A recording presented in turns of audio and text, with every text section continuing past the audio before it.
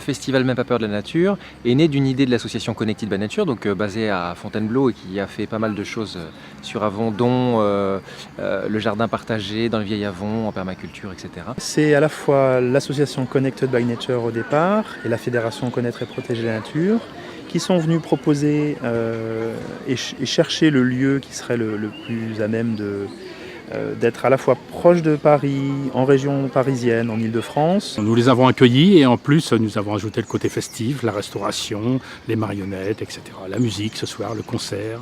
Et puis un bivouac cette nuit pour ceux qui le veulent, dans ce cadre magnifique du Bel et Bois. L'association Connected by Nature a pour objet de reconnecter les gens avec leur environnement à la fois humain et naturel. La démarche que proposait François Terrasson, il est décédé il y a 10 ans, il fait un peu un hommage à lui, c'est de regarder la nature avec ses émotions.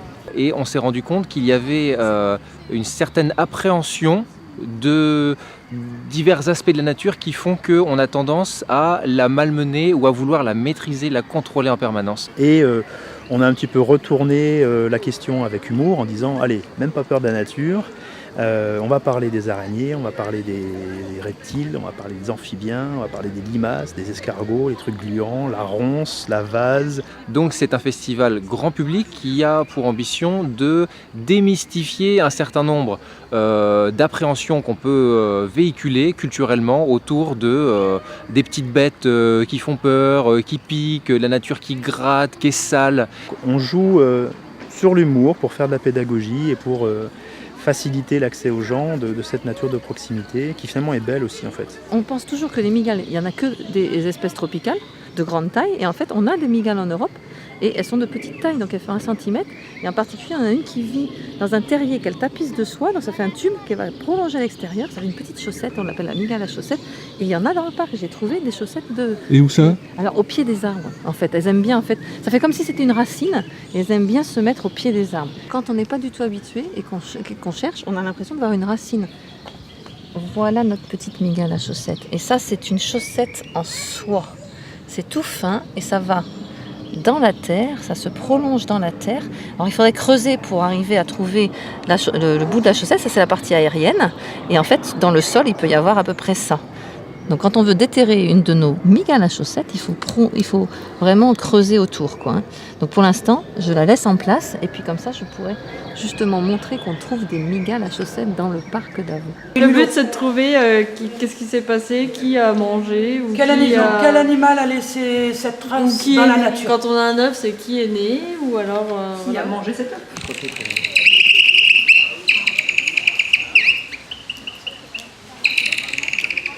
Là, vous avez fabriqué des instruments de musique. Voilà, instrument de musique qu'on appelle romboiseau, qui est donc un instrument qui est en matériaux naturels et qui imite le son de la nature. Alors vous avez déjà utilisé tous ces outils, les enfants? Oui, non, oui, les marteaux aussi? Oui, les marteaux. On va avoir plusieurs étapes, chacun va faire ses petites étapes. Alors voilà la partie qui va se consommer généralement. Vous voyez, la petite touffe de feuilles du haut, regardez, ça c'est généralement la partie qu'on consomme. Le pot des plus belles, hein, il y a des insectes qu'on mangeait avant nous, mais voilà. Ça contient, alors selon l'endroit où il a poussé, selon les études, c'est estimé entre 5 et 10% de protéines. Et parmi ces protéines, on trouve les 8 acides aminés essentiels à l'alimentation humaine, qu'on ne trouve pas toujours équilibrés, et on en a besoin pour vivre. On peut cuisiner ça comme les épinards. Genre, je fais revenir dans une sauteuse, dans une casserole, je fais revenir un oignon ou un petit morceau avec de l'huile, puis je vais rajouter mes orties. Les parties hautes, hein, genre la petite touffe de feuilles un peu repliées et la première feuille, qui sont tendres, je peux les couper à la main, ce qui veut dire que la tige est tendre. Il faut qu'elle soit propre, donc je les mets à cuire, je lance tout ça dans ma sauteuse. À la limite, je mets une goutte d'eau pour démarrer, je couvre, je mets à feu doux, et puis ça cuit, c'est fondant comme des épinards. Et à la limite, j'utilise ça dans une quiche, par exemple. Alors en fait, on fait de la botanique sans s'en rendre compte, on fait de l'aquarelle sans s'en rendre compte, sans jamais en avoir fait. Et même si on ne sait pas dessiner, eh bien, on arrive à avoir des bases. Et donc aujourd'hui, on a choisi l'ortie en thématique, de Même pas peur. La particularité de stand Biocoop, c'est notre vision du bio, c'est bio évidemment, propre de tout pesticide, mais aussi qui n'a pas voyagé, qui n'a pas gaspillé d'énergie, donc local. Donc c'est pour ça qu'à chaque fois qu'on a l'occasion de faire un stand, on privilégie les produits locaux. Les abeilles cherchent uniquement les fleurs, donc il y a très peu de chances de se faire piquer par une abeille. La seule mission de cette abeille, c'est aller voir les fleurs, récupérer du nectar et le rapporter à la ruche. Alors aujourd'hui, dans le thème qui est proposé, on a préparé une animation sur Même pas peur de la nature, les yeux fermés.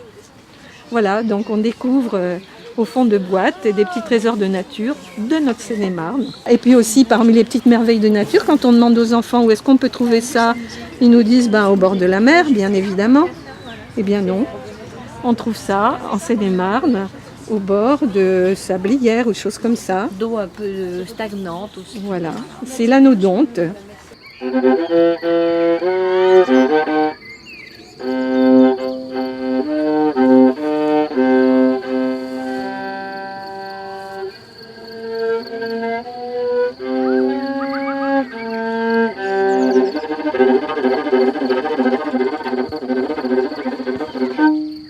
On a cherché un petit peu de travailler sur un 2 heures avec des gens qui pas forcément se connaissent sur l'idée de la vibration et de chercher d'accorder un petit peu une intimité du corps avec une redécouverte des éléments que nous, citadins, on perd très vite, comme les contacts avec l'herbe, les odeurs de la terre et tout ça. Je suis spécialisé dans les milieux aquatiques.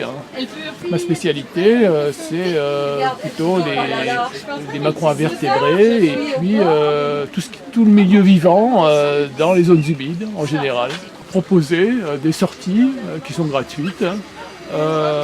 Par thématiques différentes et donc aussi bien les champignons, la botanique, l'entomologie.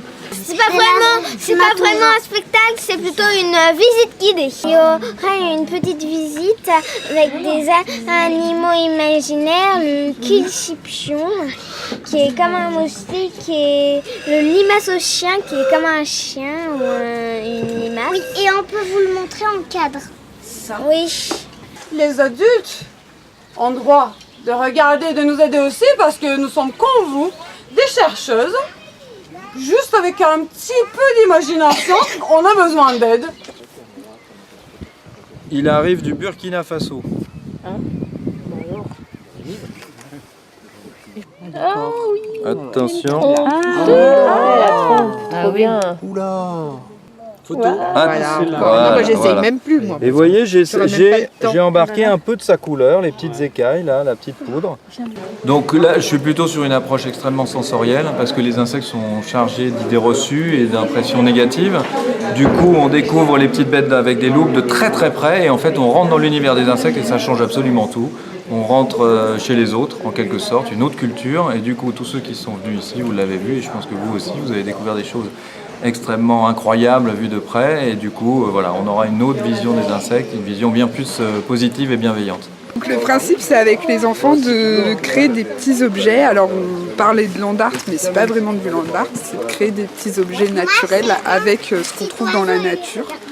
Donc de l'argile, des branches, des feuilles.